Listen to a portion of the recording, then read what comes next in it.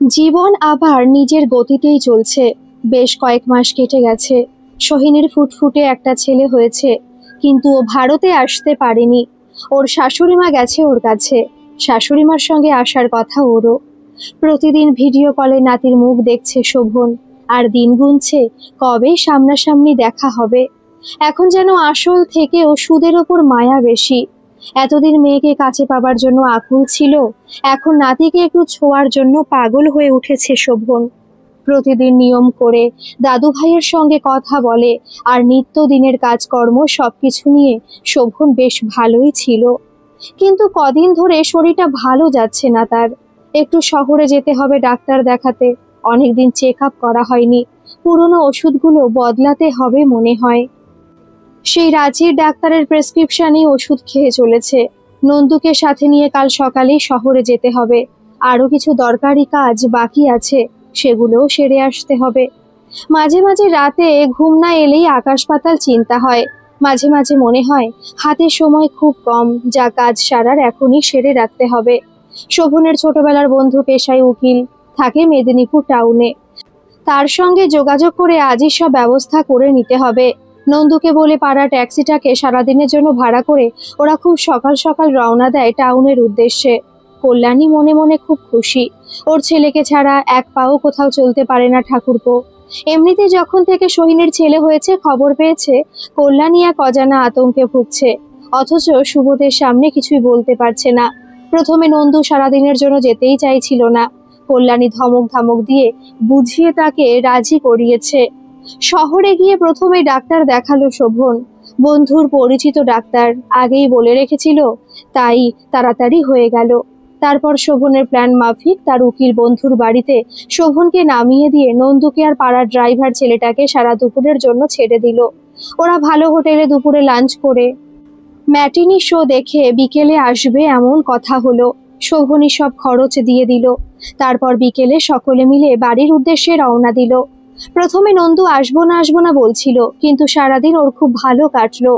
আবার জলির ছেলে মেয়েদের জন্য জামা কাপড়ের বাজার করতে ঢুকে কাকাবাবু সবার জন্যই বাজার করলেন। আর নন্দুকে তো মনের মতো ড্রেস কিনে দিল। তারপর আরো অনেক কিছু সংসারের প্রয়োজনীয় জিনিস কিনে আনা হলো।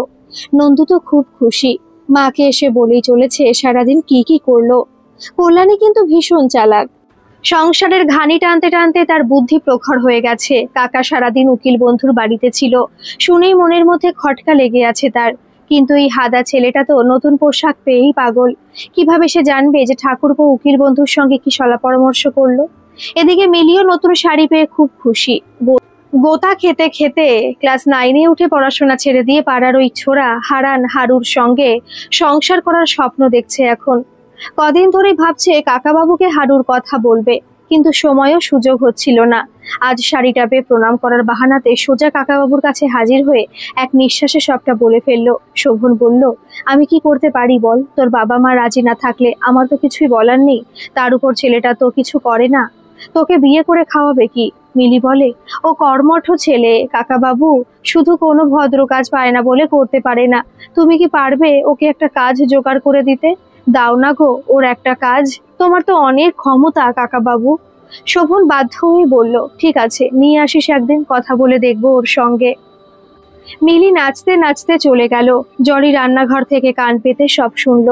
জীবনের অপরাহ্নে এসে পোড় খাওয়া শোভন সবে বুঝতে পারে। মনে মনে ভাবে সবাই শুধু নিজের ধান্দাতে ঘোরে। এই মিলি কথা বলার সাহস পেত না শোভনের সঙ্গে। আজ নিজের স্বার্থে কেমন ছুটে এসেছে। পরের দিন মিলি ছোড়াটাকে সাথে করে এনে হাজির করেছে কাকাবাবুর সামনে। দেখেই বোঝা যাচ্ছে বখাটে ছেলে। তবু শোভন ভদ্রভাবে জিজ্ঞেস করলো ওর বাবা কি করেন, পড়াশোনা কত দূর, এইসব দরকারি কিছু কথা। 3-4 বারে মাধ্যমিক পাশ করেছে। বাবা গরু পোষে, ওরা জাতে ঘোষ।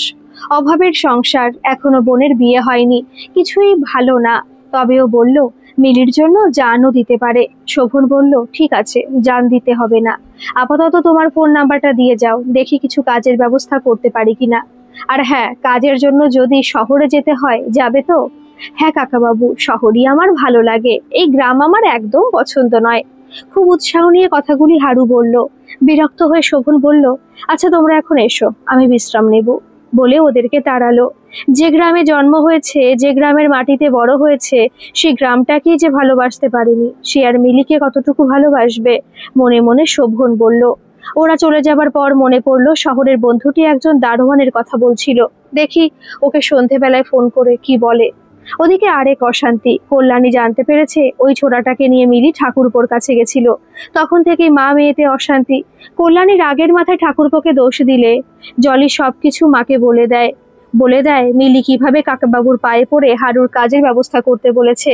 কাজের কথা শুনে কল্যাণী একটু শান্ত হয়। মনে পড়ে যায় নন্দুর জন্য কথা বলতে হবে ঠাকুরপোর সঙ্গে। যা কিছু করার নাতি আসার আগেই করতে হবে।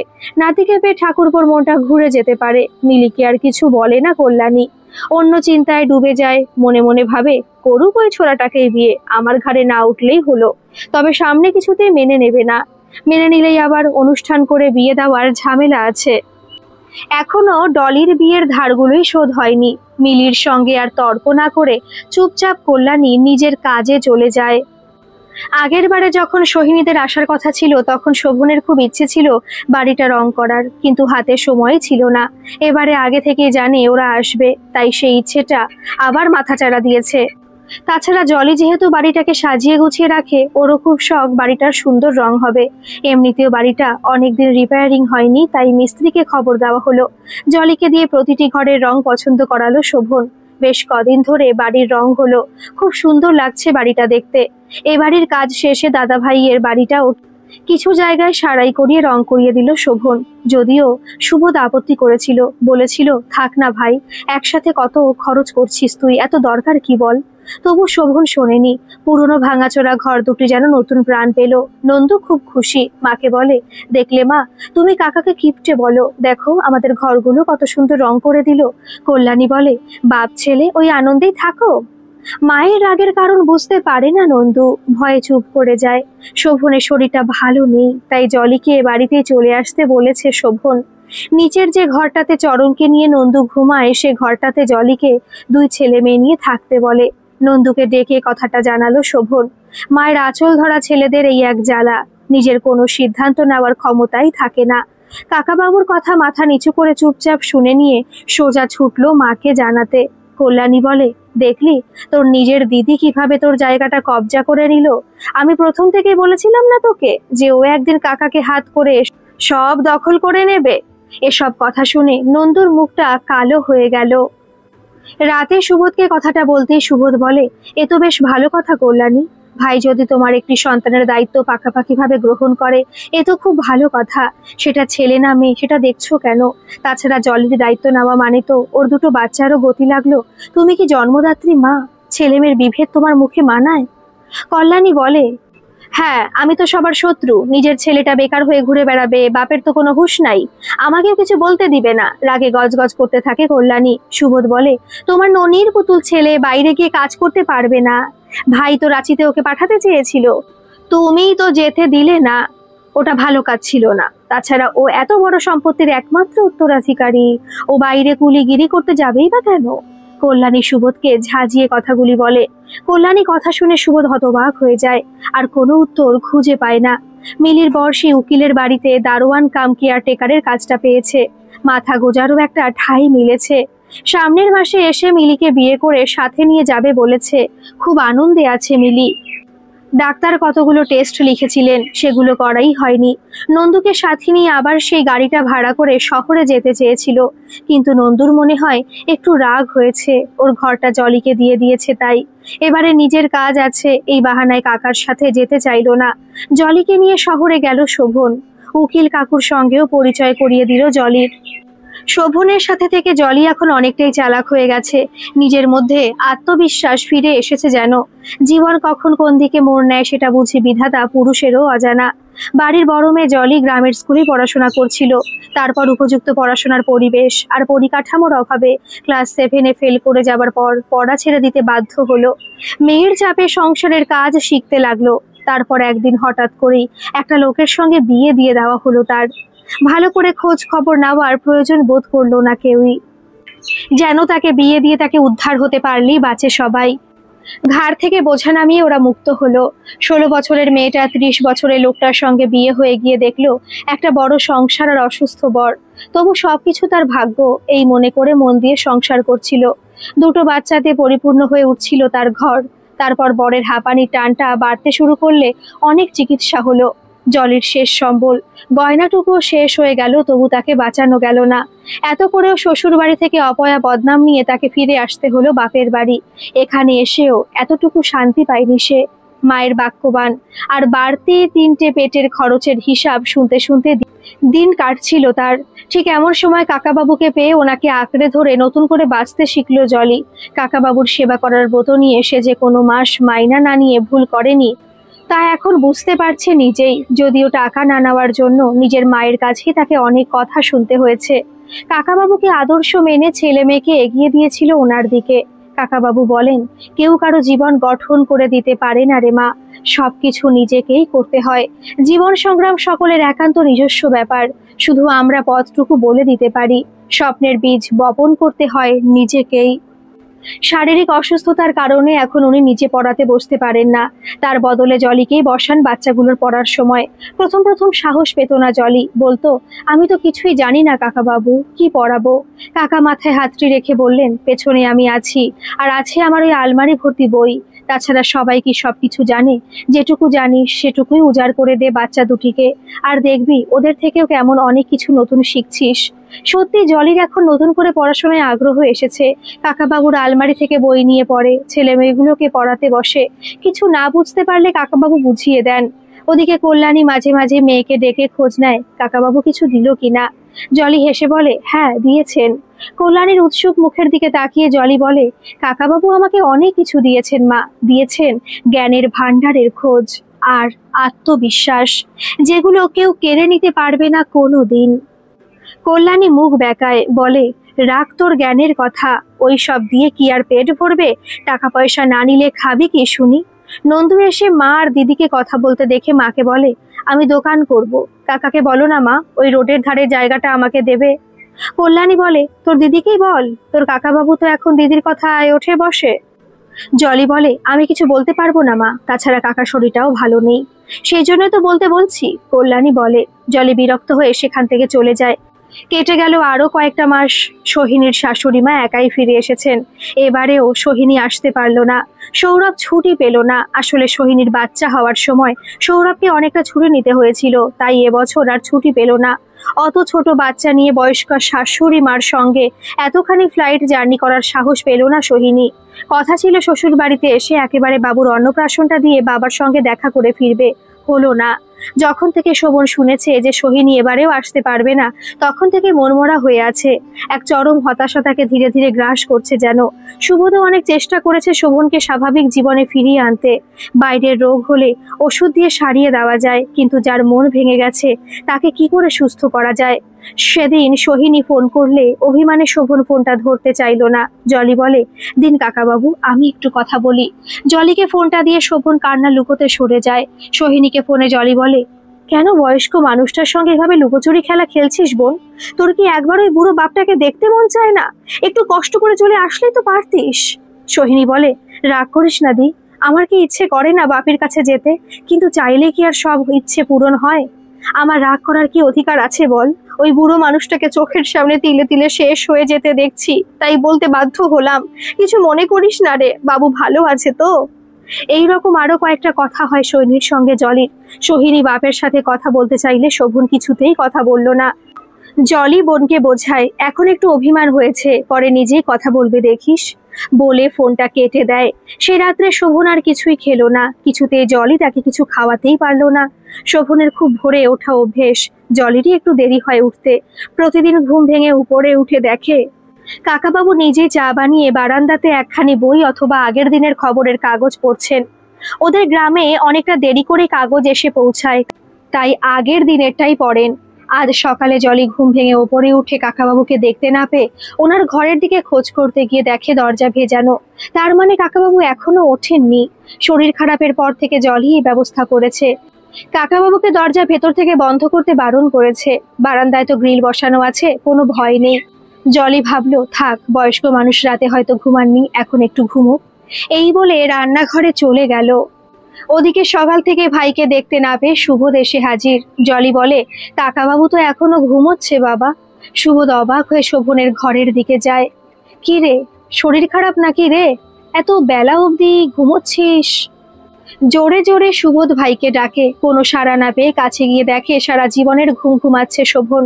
শরীরটা প্রচন্ড ঠান্ডা হয়ে কড়া হয়ে গেছে, তার মানে রাতেই মারা গেছে। সুবোধ চিৎকার করে ওঠে। জলি দৌড়ে এসে দেখে সব শেষ।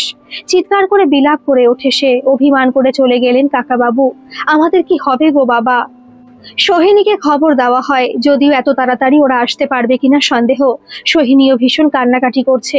ওরও মনের মধ্যে একটাই আফসোস হচ্ছে, শেষবারের মতো বাবা তার ওপর অভিমান করে থাকলো। গত রাতেও কথা বলেনি। মুখাগ্নি করে নন্দুই। নিজের শ্রাদ্ধে টাকা আলাদা করে বাড়িতেই রেখেছিল শোভন। সুবোধকে আর জলিকে আগেই হাসির ছলে জানিয়েছিল সে। সব নিয়ম নিষ্ঠার সঙ্গে কাজ মিটে যায়। শ্রাদ্ধেও সোহিনীরা আসতে পারল না। নিয়ম ভঙ্গের দিন উকিল কাকুর গাড়ি এসে থামলো শোভনদের গেটের সামনে। ওনাকেও নেমন্তন্ন করা হয়েছিল। খাওয়া দাওয়া পর্ব মিটতেই শোভনের আরো যে কজন পাড়ার বন্ধু ও বয়স্ক ব্যক্তিরা ছিলেন তাদের উদ্দেশ্যে উকিলবাবু বলেন, আপনারা কেউ যাবেন না, সবাই বসুন। সকলের মধ্যে চাপা গুঞ্জন শুরু হলো। এই এত বিশাল বাগান, এত বড় বাড়ি, অত অস্থাবর সম্পত্তি শোভন কাকে দিয়ে গেল? কল্যাণী তো সবার আগে নন্দুকে সাথে নিয়ে ছুটে এসে ঘোমটা টেনে এক কোণে দাঁড়িয়ে পড়ল। জলের চোখের জল সেদিনের পর থেকে শুকোচ্ছেই না। সব সময় তার মনে হচ্ছে যে আবার নতুন করে সে যেন অভিভাবকহীন হয়ে গেল। জলি আড়ালেই ছিল। ওকেও ডাকা হলো। উকিল কাকু সবাইকে সামনে বসিয়ে বললেন, শোভনের এই বিশাল স্থাবর অস্থাবর সব সম্পত্তি শোভন তার একমাত্র নাতি অর্থাৎ সোহিনীর ছেলেকে দিয়ে গেছে। ঘরে পিনপতনের শব্দও শোনা যাবে, এত নিস্তব্ধতা। পাড়ার লোকেরা যারা ভেবেছিল সব বুঝি নন্দুকে অথবা জলিকে দিয়ে যাবে, তারা মনে মনে খুশি হলো, যেন হাঁপ ছেড়ে বাঁচলো ওরা। কল্যাণী তো সকলের সামনে কেঁদে ফেললো, বলল, ও উইল মানি না। শোভন ঠাকুরপো ওর মেয়ের উপর অভিমান করেই মরল। আমার একমাত্র ছেলে, এই বংশের একমাত্র উত্তরাধিকারী। ওই তো কাকার সব কাজ করলো, আপনারা সবাই দেখলেন। সুবোধ কল্যাণীকে সবার সামনে থেকে টেনে নিয়ে গেল। কল্যাণী বলে, আমি ন্যায্য কথা বলছি তো, এতে লজ্জার কি আছে শুনি? উকিল কাকু আবার সবাইকে বসতে বলে বললেন, কিন্তু একটা কথা, যতদিন না সোহিনীর ছেলে সাবালক হচ্ছে এ বাড়ি বাগান সবকিছুর দায়িত্ব জলি মায়ের ওপর। বাগান থেকে যা আয় হবে সব জলির। এছাড়া এই বাড়িতেই ওই দুই ছেলে মেয়ে নিয়ে থাকবে যতদিন না ওরা নিজের ব্যবস্থা করতে পারে। আর জলির ছেলেমেয়ের পড়াশোনার জন্য অল্প কিছু টাকা ফিক্সড ডিপোজিট করা হয়েছে গ্রামীণ ব্যাংকে, জলি যাতে প্রয়োজনে তুলে আনতে পারে। এছাড়া সুলতা বৌদির যেগুলো গয়না লকারে আছে সেগুলো সব সোহিনীকে দিয়ে গেছে শোভন। এছাড়াও বাড়িতে যেটুকু গয়না আছে, মানে শোভন যেগুলো ব্যবহার করতো, 4-5টি সোনার আংটি, গলার চেন, সেগুলো সব জলির ছেলে মেয়েকে দিয়ে গেছে। সুবোধের এবার একটু মন খারাপ করে। তার ছেলেটাকেও কিছু দিয়ে যেতে পারতো, বড় আশা করেছিল মা বেটা। উকিলবাবু মনে হয় সুবোধের মনের কথা বুঝতে পেরে গেছেন।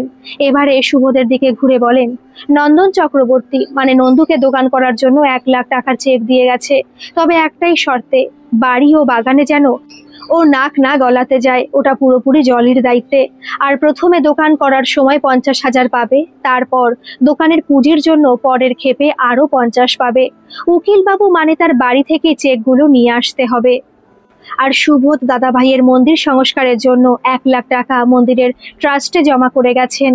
যাক, নাই মামার চেয়ে কানা মামা ভালো, সুবোধ মনে মনে ভাবে। যদিও আড়াল থেকে কল্যাণী সব শুনে মুখ ভেঙিয়ে চলে যায়। সন্ধেবেলা সুবোধকে একা পেয়ে কল্যাণী বাক্যবান চালাতে শুরু করে। বলে, যেই মেয়ের জন্য প্রাণটা গেল তাদেরকে কোটি টাকা, সোনা গয়না, বাড়ি জমি সব দিয়ে গেল। যতই হোক রক্ত রক্তকেই চেনে। মুখে যতই বলুক না কেন, তোমরা আমার নিজের লোক, সে নিজের রক্ত ছাড়া আর কাউকে চেনে না মানুষ। এমনই কত কথা বিলাপ করতে থাকে কল্যাণী। সুবোধের ইচ্ছে হলো বলে, সে তো তুমিও নিজের ছেলে, নিজের রক্তকেই প্রাধান্য দিচ্ছ। কিন্তু সুবোধ কিছুই বলল না। মূর্খ মানুষের সঙ্গে তর্ক করে কি লাভ? তাছাড়া এসব নিয়ে আলোচনা করতে ভালোও লাগছিল না তার। কল্যাণী সুবোধকে চুপ থাকতে দেখে মনে ভাবে, এখন কেমন স্বার্থপর ভাইকে চিনেছে।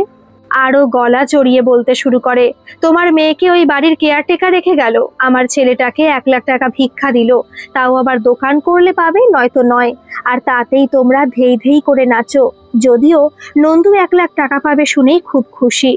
এমনিতেই অকালে বন্ধুর মতো ভাইটা চলে গিয়ে সুবোধের কিছুই ভালো লাগছে না। নিজেকে বড্ড একলা লাগছে। তার ওপর কল্যাণীর এই সম্পত্তি নিয়ে অশান্তিতে জীবনটা যেন অতিষ্ঠ হয়ে গেল। ওপরের বারান্দাটা অন্ধকার করে জলি বসেছিল। সুবোধ আস্তে আস্তে তার পাশে গিয়ে বসলো। সুবোধ জলিকে বলে, তুইও কি মন খারাপ করছিস? কাকা তোকে সম্পত্তি লিখে দিয়ে যায়নি বলে? না বাবা, আমি একদমই মন খারাপ করছি না, শুধু কাকা অকালে চলে গেল বলে কষ্ট হচ্ছে। তাছাড়া জানোই তো, কথাতেই বলে বিষয় না বিষ। সম্পত্তি লিখে দিয়ে গেলে হয়তো আমার মনেরও পরিবর্তন হয়ে যেত। যে সংকল্প নিয়ে আমি চরণ আর চরকিকে মানুষ করতে নেমেছি তা হয়তো হতো না। মা ভাইও অসন্তুষ্ট হতো। খুব সুন্দর করে জলি কথাগুলো বাবাকে বলল। সুবোধ তার মেয়ের মাথায় আশীর্বাদের হাত রেখে বলে, তুই কবে এতটা পরিণত হয়ে গেলি রে মা? জলি বলে, সব কাকার দয়ায়। আর তাছাড়া দেখো বাবা, এই বাড়ি এই বাগান কাকার কত প্রিয় ছিল, তাই তো কাকা কত সুন্দরভাবে তাকে রক্ষা করার জন্য এ ব্যবস্থা করে গেছেন। আর আমিও মাথার ওপরে কেমন ছাদ পেয়ে গেলাম। আবার আমার সন্তানদেরকে মানুষ করে নিজের ব্যবস্থা করে নেওয়ার জন্য সময় পেয়ে গেলাম। অথচ কোনো দয়া করেননি উনি। আমাকে এক বিশাল দায়িত্ব দিয়ে গেছেন কাকাবাবু। একদিকে এই সম্পত্তি রক্ষা করা, আর একদিকে আমার সন্তানদেরকে মানুষ করা। সুবোধ মাথা নাড়ায়। সত্যি কত বুদ্ধি করে মাথা খাটিয়ে ভাই সব ব্যবস্থা করে গেছে বলতো। তাছাড়া পাড়ার লোকেরও নজর থেকে বাঁচলাম সবাই। চরণ আর চরকি বই নিয়ে বারান্দায় এসে বলে, মা, আমাদেরকে কে পড়াবে? জলি চোখের জল মুছে নিয়ে বলে, কেন, আমি পড়াবো? চলো, পড়তে বসতে হবে। এ কদিনে পড়ার অনেকটা ক্ষতি হয়ে গেল। তারপর বারান্দায় টাঙানো কাকাবাবুর হাসি মুখের ছবিটার দিকে তাকিয়ে জলি আরও বলে, পড়াশোনা করে তোমাদেরকে ভালো দাদুর মতো অনেক বড় মানুষ হতে হবে তো নাকি? ছেলে মেয়ে দুজনেই মাথা নাড়ায়। সুবোধ তৃপ্তি ভরা চোখে জলির ছেলে মেয়েদের দিকে তাকায়, বলে, তোমরা পড়তে বসো দাদু ভাই, আমি তাহলে এখন আসি। গল্পটি কেমন লাগলো অবশ্যই কমেন্ট করে জানাবেন, আর ভালো লাগলে একটা সাবস্ক্রাইব করে আমার পাশে থাকবেন। ধন্যবাদ।